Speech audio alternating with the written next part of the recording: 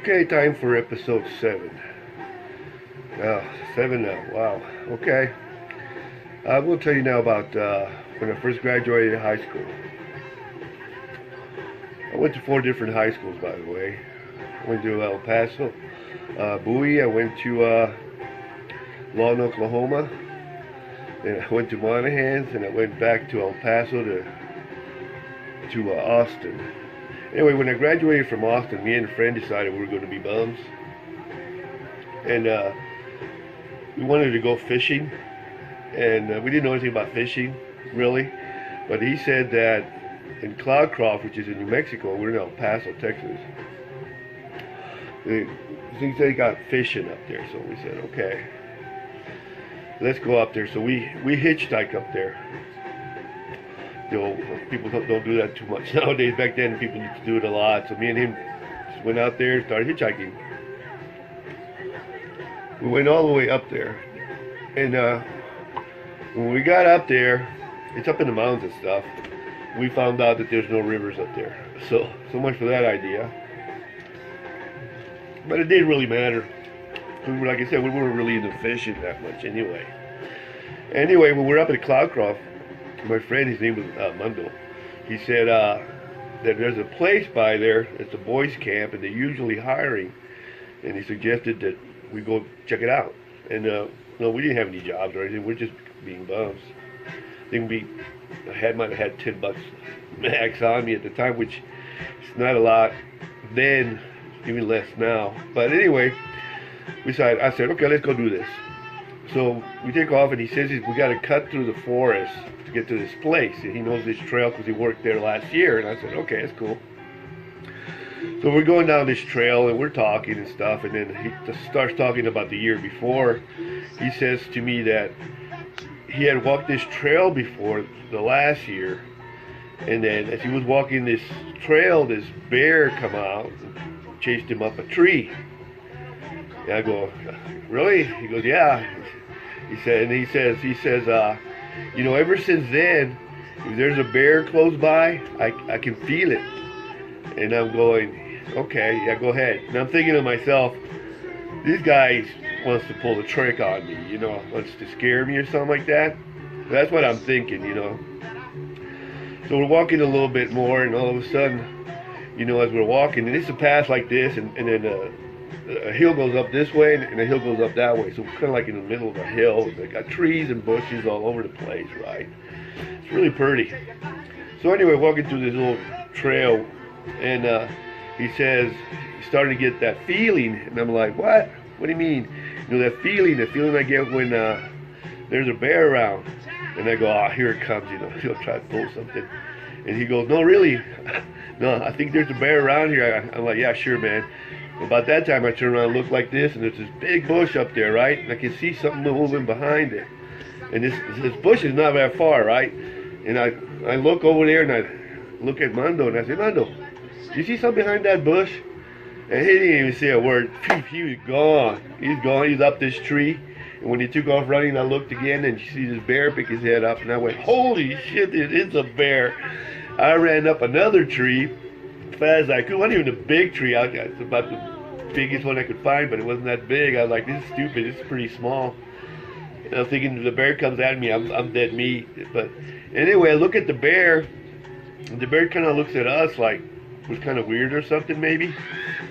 And he just walks off. Just starts strolling off, walks away. And I'm like, whoa. We wait for a while, and bear's gone. We get down. We start hauling ass down this trail. And we got to that boys camp, and I can't think of the name of it right now anymore. I want to say Skyline, but I think they have a Skyline here. So I'm not sure, but it doesn't really matter. We found this place, and they hired us as counselors. So we got to watch these kids, right? And you got a cabin, and you got like 8 to 10 kids, and then you do stuff with them. And this is back in '71. They were paying us $15 a week, but we got room and board. That's not a lot of money, especially, you know, considering that $1 was minimum wage, I think, or at least $1. So if you work 40 hours one week, you would get, $40. Well, we're getting $15.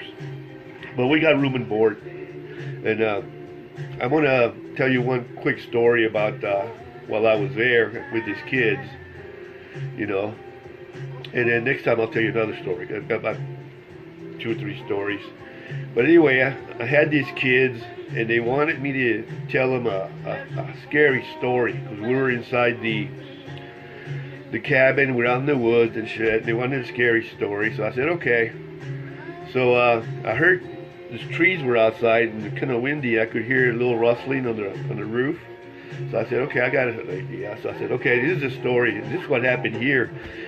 Not here, but, a few miles away from here in this ranch. There used to be this guy that was really, really mean. He was a horrible, horrible person, And one day he just went crazy and got this hatchet and killed his wife, and he killed his kids, and he went outside, and it was really stormy, like thunder, lightning, and all that stuff. And he had this beautiful German Shepherd, looked like a wolf, really big.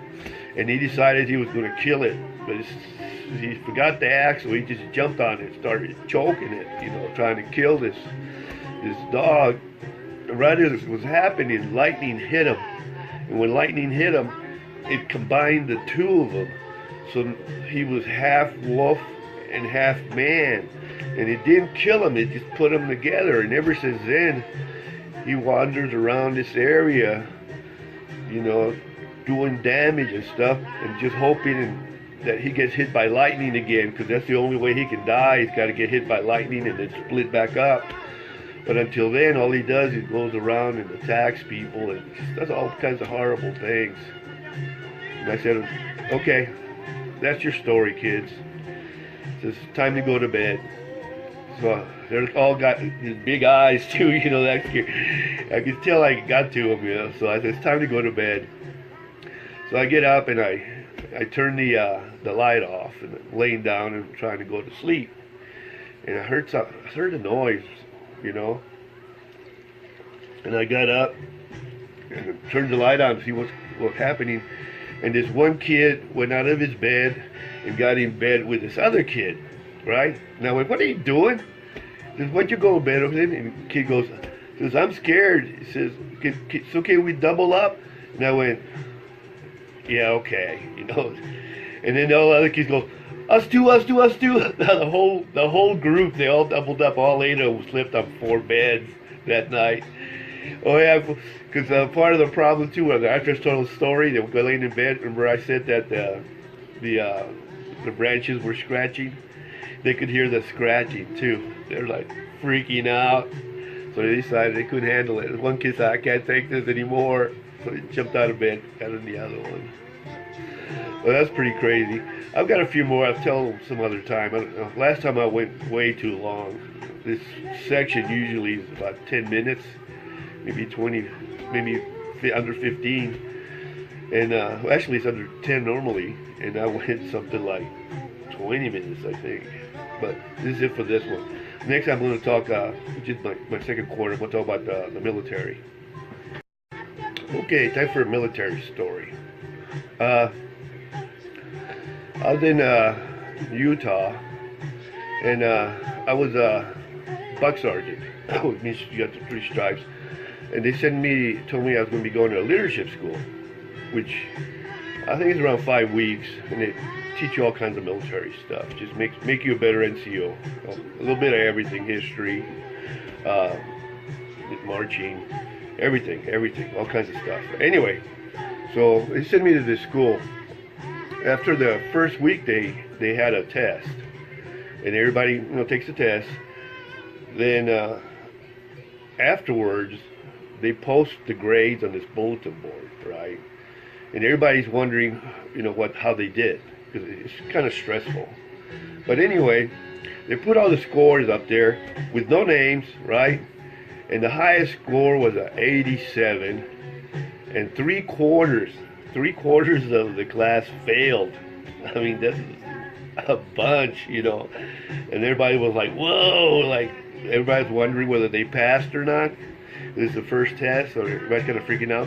And they're calling you in one at a time to report, And and the commandant of the school talks to you, about how you did and what you need to do, where to improve at. Because when they test you in all different areas. So anyway, everybody's going in there one at a time, and first thing somebody comes out, they get asked, what did you get? What did you get? And most of them are failed.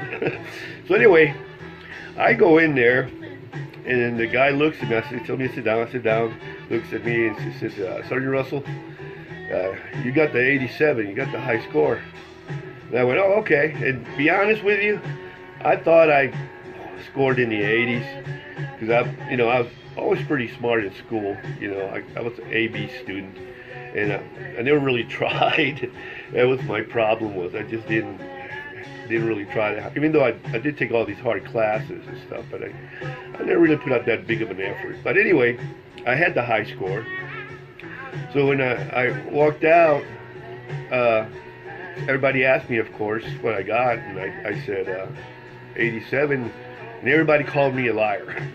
Everybody called me a liar for the simple fact that I've always been a little on the weird side as far as the way I think and the way I dress too. And back then when I was in the military, I parted my hair down the middle. I had these black teardrop glasses that were tinted red on top, yellow on the bottom. I was just kind of wild and crazy. So when people would look at me, they would make assumptions of how smart or stupid I was, and they figured I must be stupid, I guess. So they didn't believe me. Then later on they found out, yeah, I was right. Yeah, I wasn't lying to them. I know what the hell I'm doing. But anyway, I went through the whole school. The last about 2 weeks, not 2 weeks, but about 3 days before graduation, the commandant called me in and told me that it looked like I was going to get undergraduate for the school, right? So I was like, all right, he says, I gotta ask you something. We're going to have graduation ceremonies in dress attire and everything. We're going to have a lot of important people there. He says, I don't want you to wear those glasses for that event. And I looked at him and I said, okay, I can understand because it's kind of crazy. And he says, okay, good. So I left, and the day before the big test, they had a review, and they basically gave us all the answers in the notes. And the review, all you got to do, take good notes, 100% right here, right? So anyway, I go to my room. We had our own rooms up there at the school. It's kind of like a little college, And this guy shows up that I became friends with, and he's really worried about taking the test because he's not very good at taking notes. He's getting a lot of pressure from where he works at. Because this is military. I mean, they send you to school, you better goddamn do good. You better not flunk out because you're going to be in a world of shit. And he's really worried about the test. And he asked me if he could copy my notes. Cause I know he knows that he's crappy at taking notes. We became friends. So I go, hey, no problem. I went and grabbed my notes, and I just gave them to him. And said, here, just take them with you. I don't need them. He said, and he goes, you're sure? I go, yeah, I'm sure. Go ahead, take them. So he takes them. So instead of studying, I went out and partied. Had a few beers and stuff. Time went on. The next day I went and took the final test, and I got one of my worst scores ever. It was really stupid on my part. I should have made more of an effort. I got like a 78, where normally I was getting high 80s and 90s. But, I just did it to myself. I don't know why. And I wound up losing undergraduate by less than about a tenth of a point. Less 1/10 of a point I lost, because they average all the scores and stuff out. But I did get Academic Achievement Award, which is the highest grade point average on tests. But we had stuff like marching competitions, that kind of competitions. But I had the highest on the test. Even with that 78, I still had the highest average. But it wasn't enough to if I got one more question right, I would have got undergrad. And to this day, I regret it tremendously. It was stupid on my part. I wish I'd have had a little bit more initiative on it. I mean, I just wish I did. That's one of the things about life. Sometimes you should try a little bit harder, especially when I was at that age. I kind of knew in a way that I wasn't doing the right thing. And, well, sometimes it happens. How you learn. Anyway, funny thing happened after graduation though, and went to the NCO club. But I'll talk about that. I'll talk about that later. Okay. Next, time for the third quarter. Okay, haven't done this in about a week or so, so probably a little bit out of practice. Anyway, the third quarter is always about life and death, and basically what to do after you're dead, and what to do when you're alive. I just saw something recently, kind of made a lot of sense. Well, we've always talked about the universe. And the universe is supposed to be everything. You had the Big Bang, it exploded, created all the stars, the galaxies, and everything else. And the universe is composed of galaxies, right? And there's like billions and billions and billions of galaxies. And then each galaxy has billions and billions of planets. So it's just like, the numbers are like, you can't even imagine the numbers. So there's like a tremendous amount of places you can go if that's what you want to do. Everybody always talks about there's life elsewhere. And when you die, I guess you could take off and find out. Well, that's not the subject I was going to talk about. Well, sort of, kind of, it is. But what I recently read was that they've kind of rethunk the universe. And this kind of makes sense. And the way they're looking at it now is that you have the universe, right? Then everybody always said, what's past the universe? You can't be like nothing forever and ever and ever. So now the common thought is that there are other universes. In other words, you can look at our universe as maybe like a marble with all the planets, the galaxies inside of it. And then this ungodly amount of distance away is another one. And then even further away is another one, and then another one, and another one, and it just keeps going on now forever. Which, to me, that kind of makes sense. Which is also the same thing if you go the opposite way. The opposite way being, we've always talked about molecules, smallest thing there is, that's a thing. And then molecules are made out of atoms. And we used to think that the atom was the smallest thing, and then we found out, no, it wasn't. And we got the neutrons, the protons, electrons, and all these things, right? But then they started thinking that anytime you have anything that's solid, right? If you go down small enough, it itself is made up of different things. So you could also go that way, because that goes on forever. For all we know, there's, like everybody's always said, especially when all these people get stoned, that maybe there's life there too. You never know. But anyway, that's definitely a possibility, something you can do.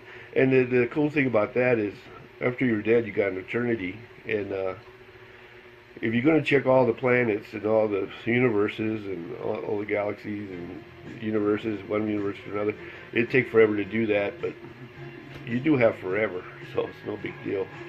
So that's my thought on that. My other thought is on life. And I like to talk about my family. And what I decided to do, and I said the last episode, I was going to try to get little clips of my family, and I figured I'd get them to tell a little joke, even though a lot of times they don't want to do it, but I kind of coerce them. So what I'm going to do now is I'm going to show you two little clips of a couple of my nephews. One of them is, I got a sister named Lori, and they're two of her kids, and both of them like Harleys. Both of them have Harleys. And in another episode, I'll show you a picture of their bikes. They got some really cool bikes too. And one of the clips is Jonathan, right? And he's going to tell a short little joke. And then the other one is Isaac, and he's going to tell a short one too. And both of them did it, even though they didn't want to do it, but they did it for me, and I have to say thank you very much. So I'll stop for a second and show you these little clips. Okay, go ahead. Alright, tell a joke, because Mateo wants me to tell a joke. I don't know any jokes, so I'm going to say one for Pulp Fiction. You got the mama tomato, papa tomato, baby tomato. And then they're across the street, right? And the papa tomato and the little tomato's falling behind. So the papa tomato runs back and he squishes him. And he says, "Hey, catch up." Go ahead. Knock knock. Who's there? Banana. Banana who? Knock knock. Who's there? Banana. Banana who? Knock knock. Who's there? Orange. Orange who? Orange, you glad I didn't say banana? Okay. Not the funniest stuff on the planet, but it'll do. I think it was kind of cute, but that's what you get when you put them on the spot and you gotta think of something real quick. I know I've done that myself. I gotta come up with a joke real quick. Sometimes it's really hard. I should have given a little more time, but I still think they were pretty funny. Especially the one, actually both of them. You know, I like the catch-up one from the movie Pulp Fiction. And I also like the other one. The other one was pretty good too. Anyway, this is it for this quarter. Yeah. I'll be talking about in my fourth quarter about a joke again, but this time it's going to be a joke that I tell. Hopefully it'll be better, but I doubt it. They'll be just as awesome. Let's be nice. Be nice to myself too. Catch you in a minute. Okay, hello again. Fourth quarter, joke time. Feel sorry for you guys having to put up with his corny jokes, but better than nothing, you know? Actually, this particular joke is a kid-friendly joke, I guess, maybe. And it's about three bulls. There's this really big bull, and there's a medium-sized bull, and there's a small bull, you know? And they live on this huge pasture, and there's hundreds of cows there. But they've got this system set up, and it's set up by the big bull.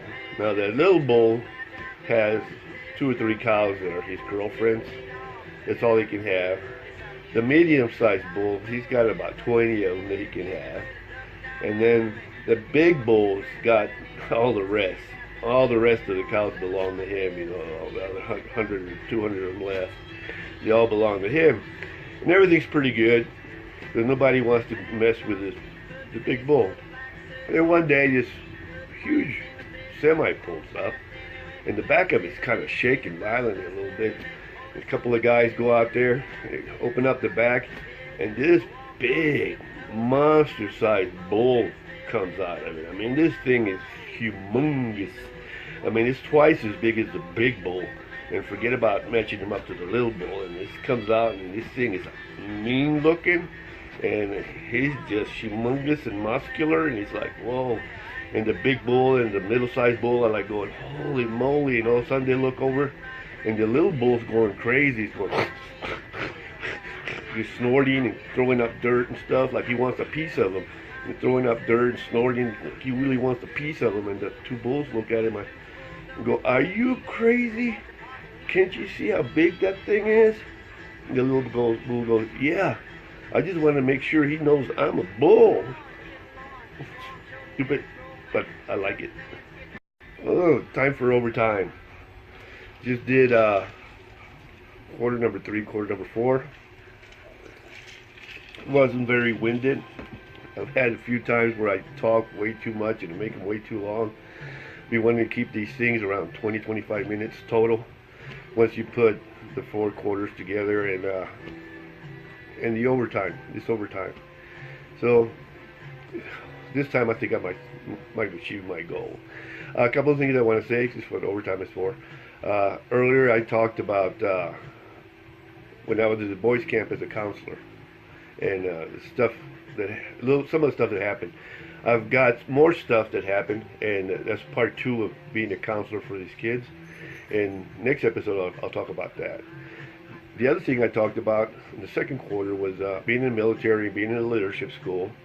And I also have a part 2 about that that's pretty funny as to what happened after we graduated, because we had graduation ceremonies and something pretty funny happened, and I alluded to it I think in my first episode. I think I alluded to it, but next episode I'll talk about that. Another thing I want to talk about now is just in case someone is interested, about the pictures and the music. I decided what I was going to do is I'm going to make a 6-part, and all I'm going to do in the 6-part is I forgot to on the 6-part is record the video in the back, right, and put some music to it. I forgot on the second and third quarter in this to record the video behind me, so I'm kind of messed up. I did it for the first 2. I did it for the first quarter, and I did it for the second quarter. And what I was going to do is make a short video so you can see the pictures, because sometimes I cover them up. You might want to see the whole picture, and plus the music, so you can listen to the music and see if you like it. There's an app you can get for your phone. It's called Shazam. I'm sure they got it now. I'm sure they'll have it in the future, or they have something similar. And the song is playing. You just put your phone up to it, push the button, and your phone will tell you the name of the song in case you like it. So anyway, I'll still do it anyway, even though it'll be kind of short because it was only 2 quarters. So it's probably be about 15 minutes maybe total. But I'll do it anyway. It'll be a part 6 to it. Catch you guys later. I'm back. I forgot to tell you a joke. I gotta finish with a joke every overtime. Stupid joke, small joke. You gotta do it anyway. Okay, here it is. What do you call a boomerang that doesn't come back? A stick. Now, wasn't that worth it?